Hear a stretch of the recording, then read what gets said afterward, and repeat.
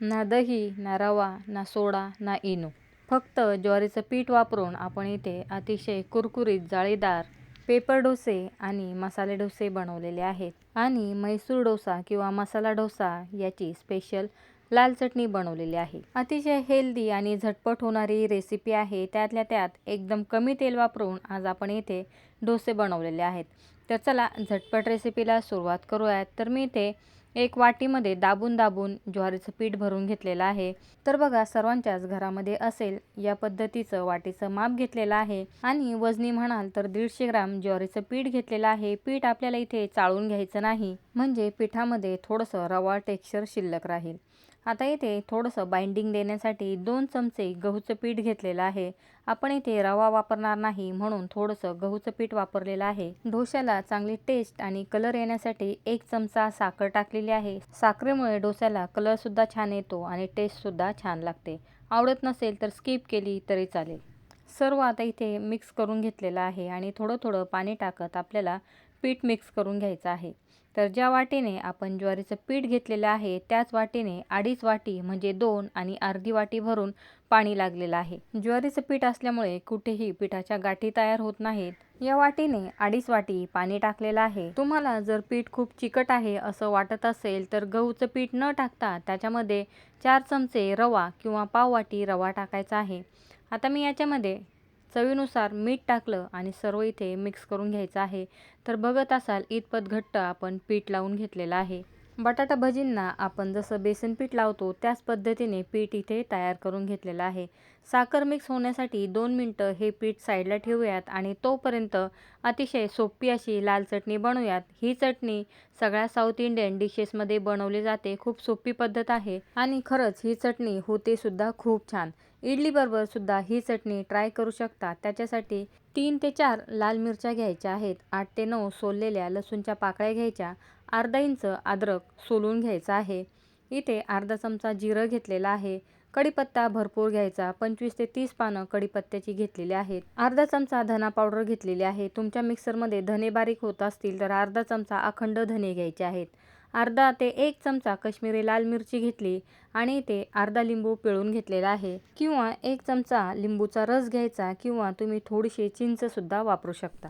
अगदी चिमूटभर हळद टाकलेली आहे. चिमूटभर हिंग टाकलेला आहे आणि 4 ते 5 चमचे किंवा पाव वाटी फुटाण्यांच्या डाळ्या घेतलेल्या आहेत.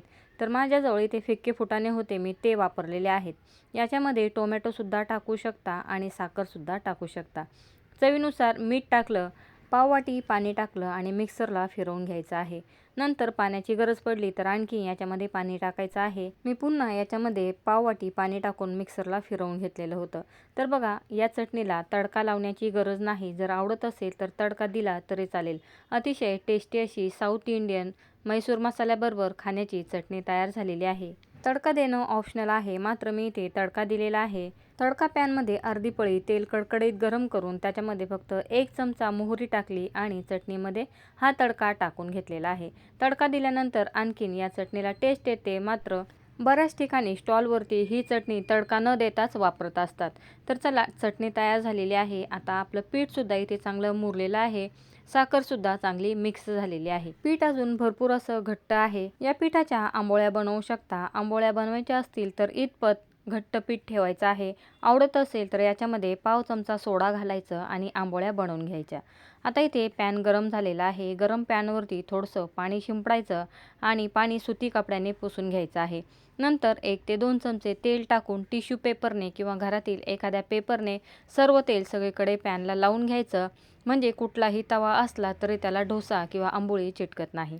आता सुरुवातीला मी काही आंबोळ्या काढून घेतलेल्या आहेत. तर बघा, या पिठाच्या या पद्धतीने आंबोळ्या तयार होतात. सुरुवातीला 2-3 आंबोळ्या काढल्यानंतर मी त्याच पॅनवरती पातळ असे पेपर डोसे काढून घेतलेले आहेत. तर पेपर डोसे काढण्यासाठी मी पिठामध्ये अर्धी वाटी पाणी टाकलं, पीठ थोडंसं पातळ करून घेतलं आणि पॅनवरती सगळीकडे पसरवून घेतलेलं आहे.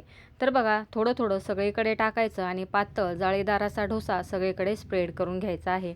प्रत्येक वेळेस डोसा तव्यावरती टाकताना तव्यावरती पाणी शिंपडायचं ते पाणी सुती कपड्याने पुसायचं, नंतर पुन्हा तेल टाकून पेपरने तेल स्प्रेड करायचं. तर बघा, डोसा पसरवताना गॅसची फ्लेम मिडियम ठेवायची आणि नंतर हाय करायची.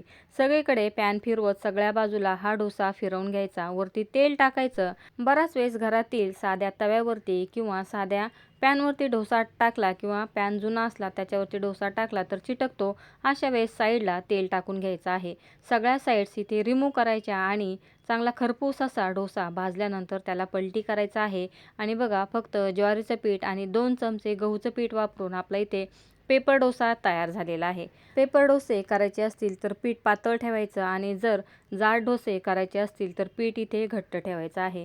पुन्हा इथे मी दुसरा डोसा टाकून घेतलेला आहे. बघा, बऱ्याच वेळेस डोसे परफेक्ट होत नाही, जाळी पडत नाही. अशा वेळेस त्याच्यामध्ये आवर्जून पाव चमचा खायचा सोडा घालायचा, म्हणजे बरोबर जाळीदार डोसे तयार होतात. किंवा तुम्हाला खूप कडक क्रिस्पी डोसे हवे असतील तर त्याच्यामध्ये बारीक रवा 4 चमचे घालायचा, तरीसुद्धा परफेक्ट डोसे होणार आहेत. मात्र मी आज इथे फक्त ज्वारीचं पीठ आणि गहूचं पीठ वापरूनच डोसे बनवलेले आहेत. पुन्हा डोसा तव्यावरती स्प्रेड केला आणि बघा, त्याच्यावरती तेल टाकून घेतलं. पुन्हा तवा सगळीकडे फिरवत सगळ्या साईडने डोसा भाजून घ्यायचा आहे. बराच वेळेस डोसा एका साईडला जळतो. अशा वेळेस पॅन सगळीकडे फिरवायचा. खालच्या साईडने हाय फ्लेम करून चांगला क्रिस्पी असा डोसा भाजून घ्यायचा आणि नंतरच त्याला काढून घ्यायचा आहे. बघा, दुसरा डोसासुद्धा परफेक्ट तयार झालेला आहे. एवढ्या पिठापासून 2 आंबोळ्या आणि 7 पेपर डोसे तयार झालेले आहेत. तुमचा तवा जर मध्ये जास्त तापत असेल तर डोसा टाकताना साईडने सुरुवात करायची, म्हणजे सुरुवातीला साईडला पीठ टाकायचं आणि नंतर मध्ये टाकायचं.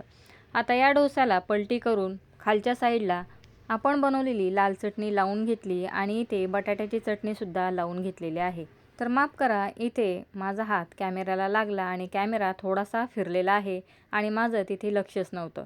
तर मी इथे डोस्यावरती चटणी लावल्यानंतर बटाट्याची चटणी टाकली आणि त्याच्यावरती लांब लांब कापलेला कांदा टाकून घेतलेला आहे. डोस्यामध्ये किंवा बटाट्याच्या चटणीबरोबर कच्च्या कांद्याची टेस्ट खूप छान लागते.